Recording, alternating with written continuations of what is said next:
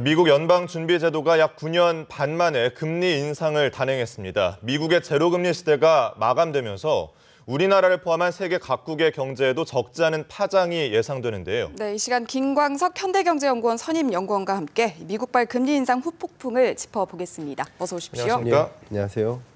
자, 들으신 것처럼 미국이 이제 기준금리를 인상을 하면서 벌써부터 세계 각국이 금리를 인상하려는 움직임을 보이고 있습니다.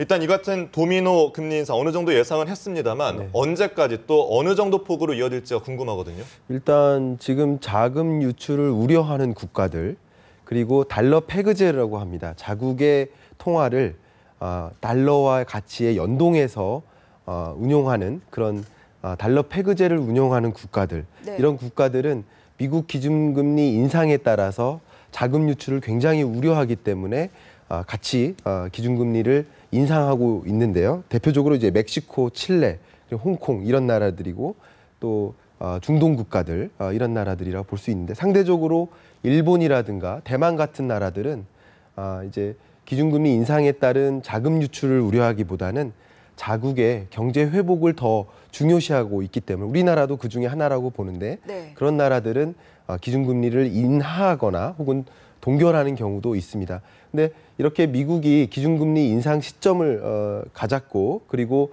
향후에 2016년에 여러 차례 기준금리를 인상해 나가면서 이런 자금 유출을 우려하는 국가들을 중심으로 기준금리 인상 속도가 더 가해질 것이라고 이렇게 판단 내려집니다. 네, 그 후폭풍을 좀 더 자세히 짚어보면요. 이 미국의 금리 인상이 원자재 수출 비중이 높은 국가들에는 어떤 영향을 미칠지 이 부분도 좀 자세히 짚어주시죠. 네. 일단 미국이 기준금리를 인상했었던 1990년대 이후에 여러 가지 경험들을 좀 살펴보면 될 텐데, 대표적인 게 1994년이었고요. 그 이후에도 99년 그리고 2004년에 미국이 기준금리를 인상해 왔습니다. 그 당시에 이제 멕시코 같은 경우도 94년에 미국이 기준금리를 인상하게 되면서 채권값이 폭락하게 되고 역시 외환 위기를 겪게 된 사례가 있습니다. 그리고 이제 멕시코의 위기 때문에 그것이 이제 옆에 있는 아르헨티나까지 그 외환 위기가 전해졌었고요. 또 중남미라든가 동아시아, 이런 러시아 이런 신흥국들은 같이 이제 긴급하게 자금이 유출되면서 외환 위기를 맞이할 가능성이 있다, 이렇게 판단 내려집니다.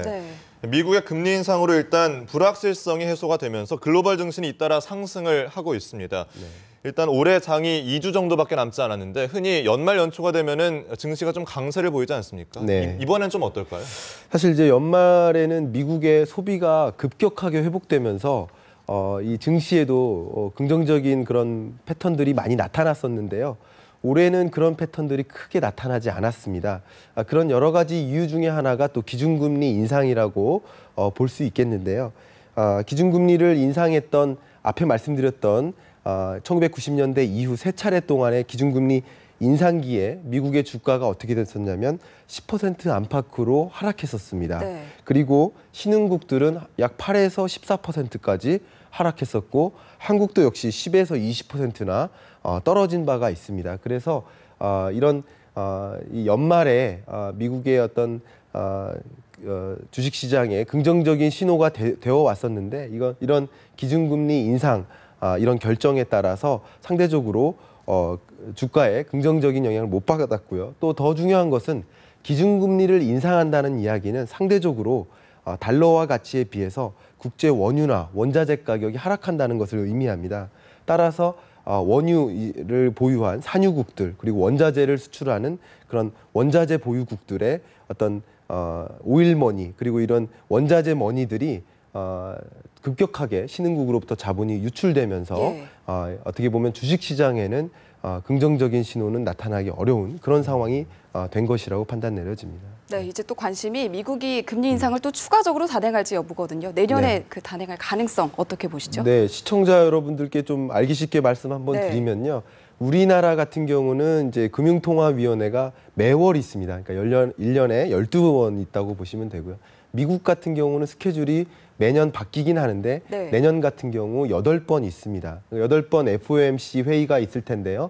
그중에 제 생각에는 한 4번 정도 있지 않을까 생각을 했는데, 기준금리 인상과 동시에 옐렌 의장께서 완만한 속도를 유지하겠다라고 발표했기 때문에 한 2번에서 3번 정도 기준금리 인상이 있을 것이다. 이렇게 판단 내려집니다.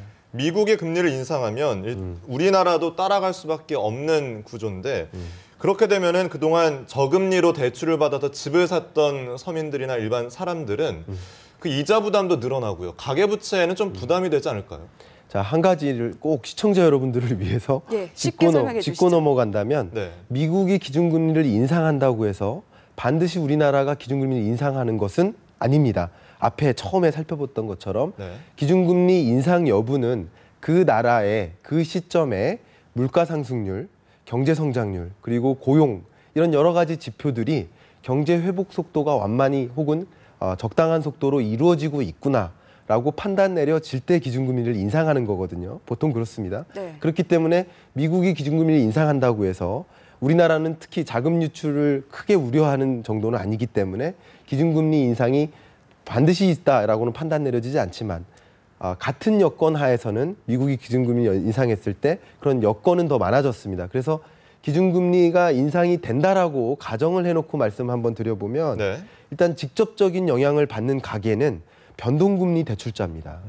변동금리로 대출을 받은 가구들은 이제 원리금 상환 부담이 가중될 수밖에 없고요. 그렇죠. 또 재밌게도 주택담보대출의 경우에는 고정금리 대출자가 비중이 훨씬 많습니다. 그런데 전세담보대출의 경우에는 고정금리 대출이 없습니다. 상품 자체가. 그래서 전세 임차 가구 형태로 있는 가구들이 이런 원리금 상환 부담이 더 가중되지 않을까 하는 네. 그런 걱정이 많이 제기되고 있습니다. 네, 그럼 계속해서 기준금리가 인상된다는 전제 하에 네. 그렇다면 우리 정부는 이런 상황들을 좀 극복하기 위해서 어떤 대책들을 미리 마련해 두는 게 좋을까요? 네, 일단 한 가지 우려되는 것 또 한 가지는 예.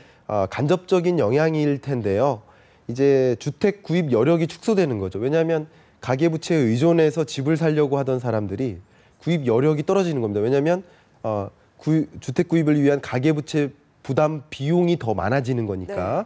그러니까 주택 매매가 한풀 꺾일 수가 있습니다. 그렇게 되면 주택 매매 가격 자체가 조정을 받을 수가 있어요.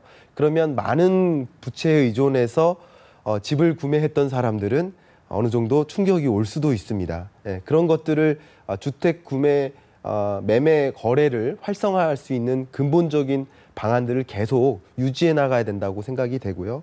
특히 두 번째로 중요한 것은 부채 상환 능력이 떨어지는 가구들, 네. 대표적으로 저소득층입니다. 생계비 마련을 위해서 부채에 의존하고 또 그 부채 원리금 상환을 하기 위해서 또 부채에 의존하는 이런 악순환이 반복되는 저소득층이 부채 상환 능력을 높일 수 있도록 근로 조건을 개선할 필요가 있습니다. 그리고 근로의 기회를 더 많이 제공해야 되겠고요. 마지막으로 전반적인 가계부채를 조정한다 그러면 고정금리 대출을 더 전폭적으로 확대해야 된다라고 생각이 되고 그리고 만기 일시 상환 방식보다는 원리금 균등 상환 방식으로 매월 원리금을 같이 갚아 나갈 수 있고 고정금리로 향후 갚아야 될 원리금 상환액이 얼마인지 예측하지 못하는 그런 상황보다는 고정금리로 받으면 어느 정도 예측이 가능하잖아요. 네네. 그래서 연체가 발생하지 않도록 하는 그런 대안들이 충분히 마련될 필요가 있다고 생각이 됩니다. 네. 올해도 이제 뭐 2주밖에 남지 않은 상황인데 늘 하는 말이지만 경제가 어렵다 자주 하지 않습니까? 네. 내년은 좀 어떻습니까? 일단 2014년 경제 성장률이 3.3%였고요.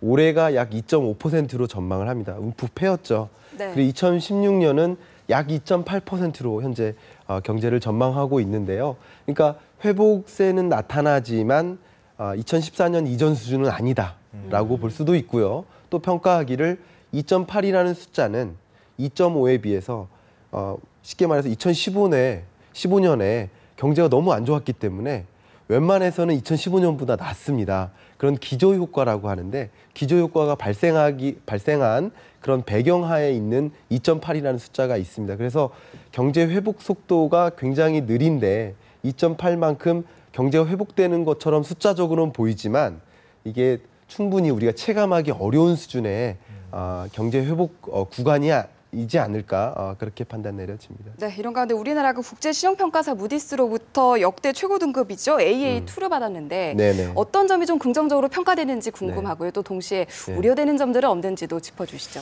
일단 긍정적인 평가 요인은 일단은 미국의 기준금리 인상 이후의 이 평가이기 때문에 예. 상대적으로 산유국들이나 신흥국들에 대한 평가가 굉장히 안 좋을 수밖에 없습니다.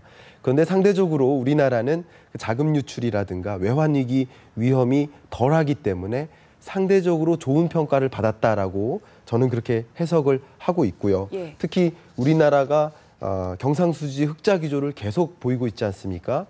물론 불황형 경상수지 흑자지만 경상수지 흑자 기조를 계속 보이고 있고 그렇기 때문에 충분한 외환 보유고를 가지고 있습니다. 그리고 국가 부채 수준도 상대적으로 견고한 편입니다. 그런 차원에서 긍정적인 평가를 받았다고 보여지고 특히 최근에 4대 부문 구조개혁, 공공부문, 금융부문, 그리고 고용, 그리고 교육부문 이런 4대 부문에 걸친 구조개혁을 단행하는 이런 정부의 노력들도 긍정적으로 평가받았다. 이렇게 해석이 됩니다. 그럼 방금 질문 주신 것처럼 이런 시점에 우리 경제에서 가장 우려되는 점은 무엇일까? 예. 저도 이런 부분을 많이 고민하면서 살고 있는데 제일 걱정되는 것은 기간 산업의 위기다라고 생각이 됩니다. 과거에 우리나라의 경제 성장을 굉장히 견인해 왔던 주요 기간 산업들, 제가 산업을 딱 명명하고 싶지는 않습니다만 예. 다 아시겠습니다. 그런 기간 산업들이 지금 중국과의 기술 격차 축소 그리고 신흥국들과의 어떤 기술 격차 축소로 인해서 굉장히 어려움을 받고 있고 구조조정을 많이 단행하고 있습니다. 그래서 저는 이런 우려점들을 막기 위해서는 우리가 1988년 가장 주력 산업이 뭐였는지 아십니까? 운동화를 수출했다고 합니다. 그리고 90년대에는 중공업이나 이런 중화학공업으로 이전했는데요. 아마도 2010년대, 2020년대에는 또 다른 제3의 도약이 필요하지 않을까. 새로운 신산업으로의 도약을 통해서 이런 기간 산업 위기를 또 어떤 경제 구조나 산업 구조를 바꿔서 극복해 나가야 되지 않을까. 그렇게 생각하고 있습니다. 네, 알겠습니다.